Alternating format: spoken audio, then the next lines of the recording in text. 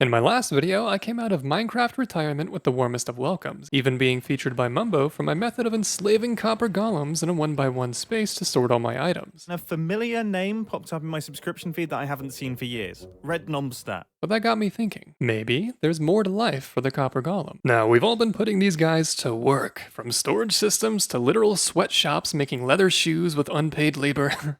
And look at this, look at this thumbnail. Jesus, I knew there needed to be a change, so I dared to ask, what if copper golems had passions, genuine interests and hobbies, rather than being worked in a constant death march towards our every need? What if the copper golem was unemployed? Everybody, meet my new housemate, Cooper. He's here to spice up our survival playthrough. And he lives a free life. He's an inspiration, a hermit of sorts. He's an inspiring author and occasionally scribbles in his book and quill. Cooper spends most of his day at his desk, so let's go ahead and take a look at what's on his mind.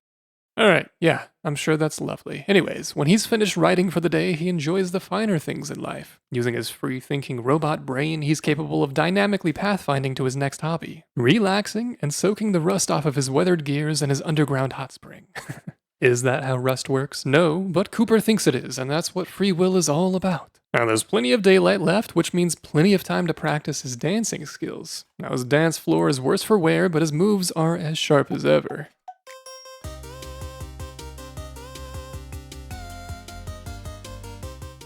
Now my boy Coop is what I'd call a chill guy. When I get back from adventuring, he's still capable of sorting our items like any other golem. But for the first time, it's something he chooses to do, because, well, he's my friend. As night falls, using a command of course, because I'm a little lazy, there's only one thing Coop is interested in, and that's powering down the old-fashioned way. Here, he'll stay until sunrise. Now, he doesn't need sleep, no, but he chooses it over copper chests even, laughing in the face of Mojang's nihilistic programming. And all it took was a little bit of redstone. And of course hours and hours of exploring and experimenting with different possibilities and how to make this freaking thing work, but here we are, with a better look of the inside of Cooper's brain, and how I've managed to rewire it. Now in a recent snapshot, copper golems now avoid certain blocks and ignore chests that are unopenable. So, what looks like a completely innocent path is actually forced by Cooper.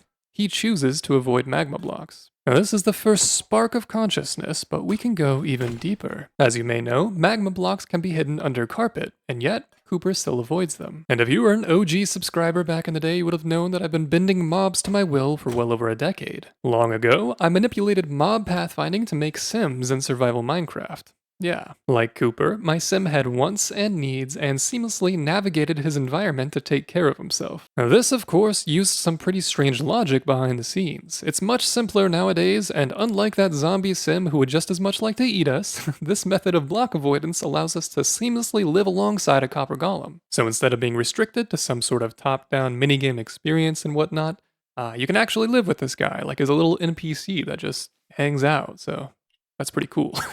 Now, a Minecrafter came across my For You page recently with the name of Red Logic, and he made a video covering block cost and malus far better than I ever could, so I highly recommend checking out his deep dive if you want to build something like this yourself. Something that his video didn't cover, though, is that mobs have a long-standing fear of string.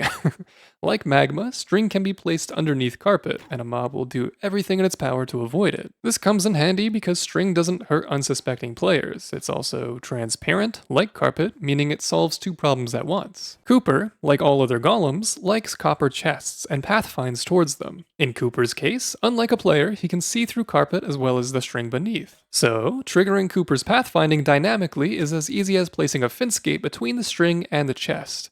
Open, Cooper chooses to approach. Closed, Cooper chooses to stay put. So when faced with an insurmountable task, Cooper uses his free will to try nonetheless. But as wholesome as that is, he's stuck. He also spins in circles infinitely, which is actually how I made the dancing animation earlier in this video. It's not a bug, it's a feature. Please don't report it. But we run into a problem. How do we seamlessly detect that Cooper reached his destination, if only to stop him from aimlessly dancing? I mean, we can't just use a pressure plate or a tripwire because this quirk requires this weird string carpet combo. But actually, we can. All we need is a bunny rabbit. Now, when Cooper reaches his coordinates, the bunny rabbit enters another piece of string, which activates the circuit which can be used to close the gate.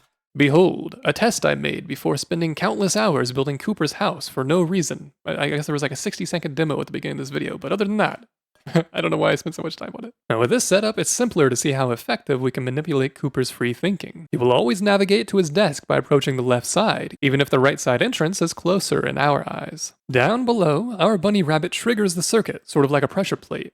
This frees Cooper's mind once more and prevents him from infinitely dancing. Here's a little look around the entire circuit. You can pretty much build this just from looking at it. I'm not going to go through a tutorial. This again is just a proof of concept, so do with this what you will. As far as interests go, they can either be triggered manually with a button or dynamically. For example, when Cooper goes to sleep, it's triggered by using a daylight sensor that detects nightfall. I also have a ton of messy redstone that moves magma blocks around to prevent his pathfinding from leaving the bed until sunrise, but somebody smarter than me can come up with a better design for the redstone of it all, I'm sure. I actually did something similar with the hot spring point of interest, which comes in handy for destinations that can't have carpet to hide the chest, such as water. With a forced path in mind, we can close the gate prematurely, and after fiddling with a delay, Cooper will never reach the chest coordinates in time. This quite literally leaves him dead in the water. In reality, the possibilities are only limited by your own imagination. Sure, we can use this tech to punish mobs further by implementing exploits like invisible walls, but with a little bit of good old-fashioned experimenting, this technology can also be used for good. So in a dark era of mob cruelty and enslavement to power our survival worlds, why not build a Cooper to hang out with that lives a simple yet interesting life of peace, free of the torment that players imbue? Now, if only we could say the same